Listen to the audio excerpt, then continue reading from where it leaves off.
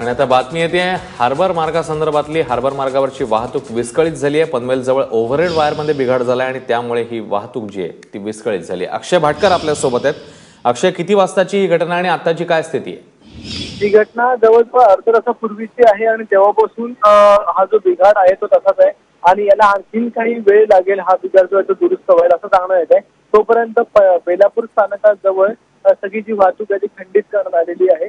म्हणजे अपची आणि डाऊनची जी वाहतूक आहे ती बेलापूर स्थानकाजवळ खंडित करण्यात आलेली आहे. त्याचबरोबर ट्रान्स हार्बर जी वाहतूक आहे ठाणे पनवेल ही देखील बेलापूर स्थानकाजवळ खंडित करण्यात आली आहे. त्यामुळे एकाच वेळी दोन्ही मार्गांना याचा फटका बसतोय. म्हणजे जो मेन हार्बर लाईन आहे त्याला देखील आणि ट्रान्स हार्बरला देखील त्या फटका बसतोय.